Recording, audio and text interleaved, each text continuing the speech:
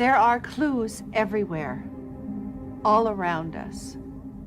But the puzzle maker is clever.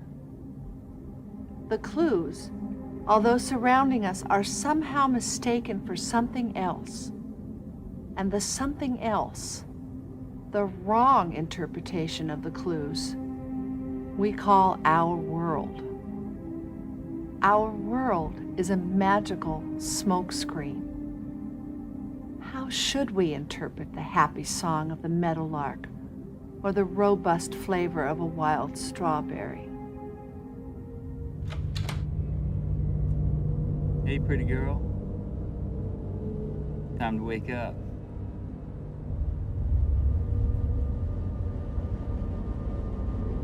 Dreams within dreams, illusions cracking in fragments, a symphony of noir and nightmare, David Lynch's warped Americana imagery, and Angelo Badalamenti's haunting touch. In 2001, David Lynch released Mulholland Drive, an avant-garde work that defines the American zeitgeist towards the beginning of the 21st century, and not just in regards to cinema. The film also represents Lynch's re-emergence once again from the world of television after the original idea to have Mulholland Drive be a TV show crashed just before the turn of the century, but was reborn as the film we know today, which won him a Best Director award at Cannes Film Festival and a Best Director nomination at the Oscars. It was even one of the David Lynch films that Roger Ebert couldn't deny the power of, saying in regards to the movie and Lynch himself that at last his experiment doesn't shatter the test tubes. And in 2016, the BBC released their list of the greatest films of the 21st century, and Mulholland Drive unsurprisingly grabbed the top spot,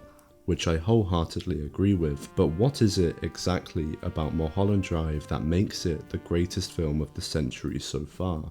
The question that must first be tackled, like with most of Lynch's work, is, well, what actually happens in Mulholland Drive? A brief, generally accepted but still debated understanding of the story in the film goes a little something like this. Diane wins a jitterbug contest and moves to Hollywood to chase her dreams of being an actress, and pursues a relationship with Camilla Rhodes, who helps her enter the show business. However, Camilla breaks up with Diane to get with successful film director Adam Kesher and rubs it in her face. Diane then hires a hitman to whack Camilla, and out of guilt, falls into a dream where her wishes of how the magic land of Hollywood should have treated her play out. In this dream, the hit goes wrong, and Camilla ends up in a car accident before she could be taken out, where she develops amnesia and becomes reliant on Diane, or as she is in the dream, Betty, after stumbling into Betty's aunt's home. Camilla, looking at a poster of Rita Hayworth, adopts the name Rita. The two of them embark on a quest to find out Rita's identity whilst Betty pursues her acting career. Of course, in the dream, Betty is a one-of-a-kind actress, so the only reason she can't get any roles is because of a higher-up conspiracy of people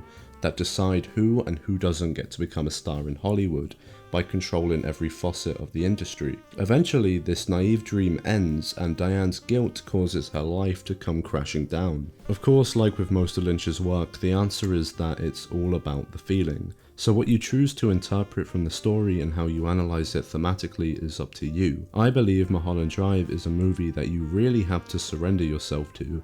It's not a film that just has dreamlike elements, but it's a film that is entirely a dream. Often scenes don't entirely connect and there's symbols jotted about, and much like dreams, the film just gets more confusing as they go on. But like dreams, the longer and more confusing they get, the less you want to wake up and stop watching. And in that regard, the film doesn't end. You just get hit with that jolt of feeling like you're falling in your sleep, which forces you to open your eyes. Lynch said himself, "I think people know what Mulholland Drive is to them, but they don't trust it," which is so in tune with the film's nightmarish nature. However, saying that, despite Lynch having never confirmed what's true in regards to Mulholland Drive and sticking with his guns that the feeling of the film is the most important thing, this is the film of his, it seems that he wants his audience to figure out the most, even providing his 10 clues to unlocking the film on some physical release copies. I don't think Lynch gave away these clues because he wanted people to blow open the film's mystery, but rather put them there to help audience focus on some specific details to help them succumb to that mystery, which would give them whatever feeling it would give them. I know that every time I watch this movie, I'm focusing on a different but particular aspect of it, and each time I get a brand new feeling from the film itself because Mulholland Drive's mystery and intrigue is so rich and timeless. Lynch has always provided us with art that has been created to evoke feeling rather than concrete answer, and within his films, each time he does this, he unlocks the true power of cinema, which is stirring deep subconscious feeling. This is why the twist in the last half an hour of the film works so well.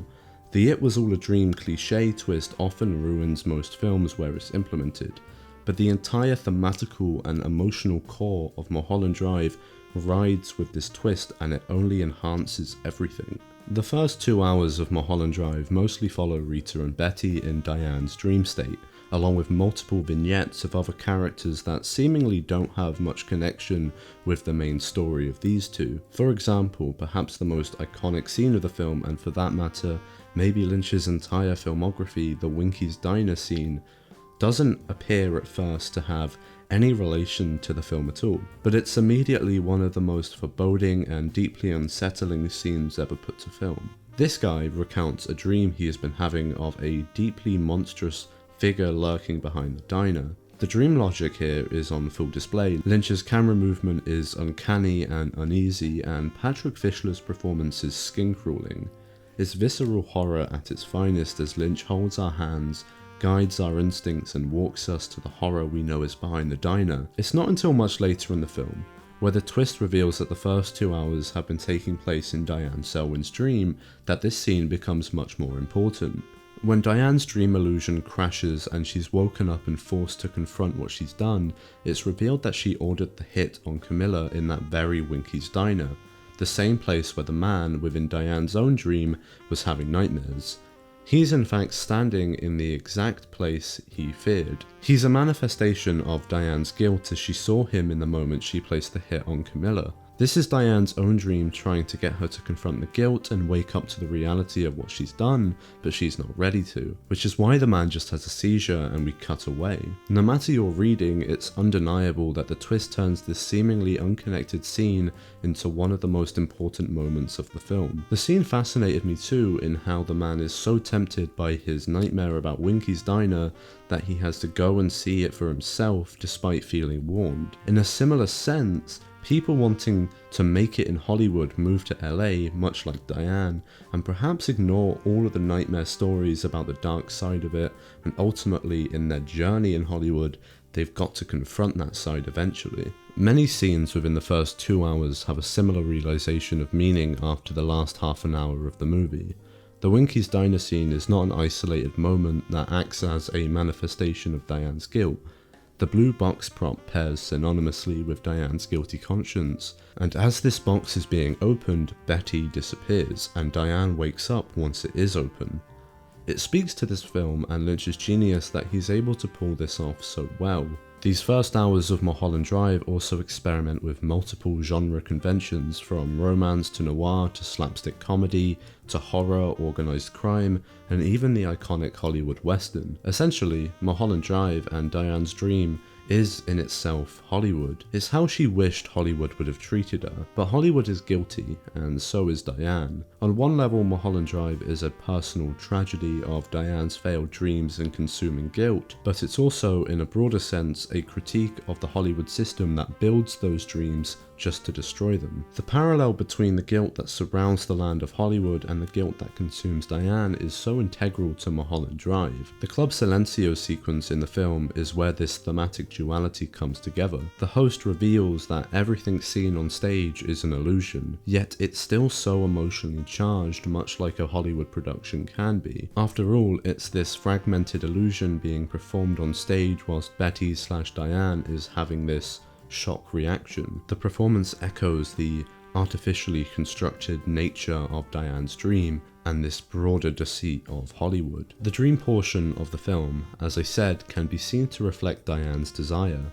It's what she always imagined Hollywood to be and how she wanted Hollywood to have treated her. In her dream, she's following the classic Hollywood dream, arriving to LA to a magical apartment and instantly shocking producers and casting directors with her natural talent. There's a heavy contrast between the promising success of Betty in the dream and the harsh realities of Diane's actual career. Betty is Diane casting herself as the role she wants to play most, the upcoming both movie star and great actress, and the saviour role to the damsel in distress who will fall in love with her. But perhaps most importantly, casting herself in a role for a version of herself she actually loves. The only reason in this dream she can't land a role is because of this deep-rooted corruption in Hollywood, where a high mafia-like presence controls who and who doesn't make it as a star. This is perhaps the Hollywood critique of Mulholland Drive at its most obvious. It's not hard to miss that the high-up people who are dictating these decisions and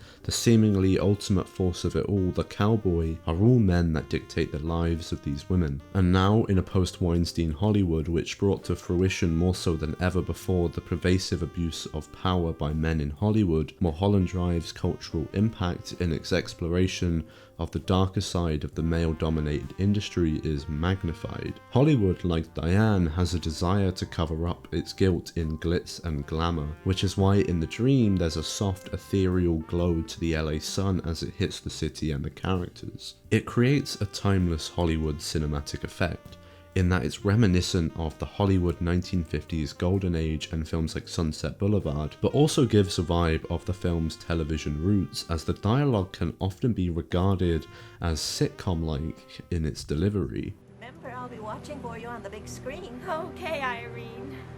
Won't that be the day? And a dark truth behind the sitcom is, even the most quote-unquote down-to-earth relatable ones, is that the life lived in them is not real life. They can be as close to real life as they can get, but it's all an illusion. And it's these visual and directed elements of the film that give Mulholland Drive its timeless glow. In the book, Room to Dream, Christine McKenna put it best, saying that Mulholland Drive operates in an intermediate time zone where graceful old apartment buildings with lush courtyards and softly curving interior walls can coexist with grim coffee shops and grim payphones. It can't be summed up better than that. The locations used in Mulholland Drive, for example, Betty's aunt's apartment, the diners, and more, though architecturally similar settings exist worldwide, they appear distinctly Americana in Mulholland Drive, and Lynch manages to warp the imagery of these iconic Hollywood-like locations. Many aging locations, such as the diner, which has had a social and cultural decay since the 2000s, edging the allure and critique of Hollywood in Diane's dream. But whilst Diane desires the Hollywood dream, what she desires perhaps more than anything is Camilla. It's very important when talking about this film to recognise the nuanced LGBTQ representation within the dysfunctional relationship of Diane and Camilla. David Lynch presents a rare instance of explicitly queer characters leading the film, and it's this relationship which is most central to the narrative. It begs the question of how many Hollywood stars have had to keep their sexual identity a secret, and with it Lynch's attempt to further decay the Hollywood's closet culture of stars having to present an image of being heterosexual as their closeted persona begins to affect their public image. Again, viewing this film in context of the Me Too movement and in a post-Weinstein Hollywood, it's brought into an even more modern light as cases of actors suppressing their sexuality and having to perform sexual acts for success in Hollywood were not uncommon. The relationship between Diane and Camilla is complicated, it's dysfunctional, and the pressures on both of them from the industry are insurmountable. But it crafts one of the most profound explorations of love and desire I've ever seen in a film. Hollywood has been a key player in how to define and categorize decades aesthetically and culturally, and as I said in the beginning of this video, Mulholland Drive plays a key role in the defining of the 2000s aesthetic zeitgeist. How it does so in its aesthetic exploration of dreams, guilt and desire, becoming a cultural touchstone within the LGBTQ cinema and culture, it's also a showcase of a decay of culture, and perhaps that decay of culture began with a splash of guilt. When Lynch was asked by the interviewer about the time frame of Mulholland Drive, he, in part, replied, "There is some kind of present, but the present is the most elusive because it's going real fast. There are still many places you could go to in LA to catch a drift of the golden age, but they're getting fewer." It's no wonder why publications such as the BBC would choose to name Mulholland Drive as the greatest film of the 21st century. It's a defining turning point in cinema, a mark on the industry and an eye-opener to its darkness, whilst also being one of the most incredible displays of filmmaking I've seen anywhere. There aren't many shots that linger in my mind more than some of the dissolves that Lynch utilises throughout the film, most notably this shot of Diane and Camilla, Betty and Rita, dissolved against the LA skyline, becoming one with the city and forever being entwined with each other and the false promises of Hollywood. Thank you very much for watching today's video, guys. If you did enjoy it, please be sure to leave a like and subscribe. I'll see you in the next one. Goodbye.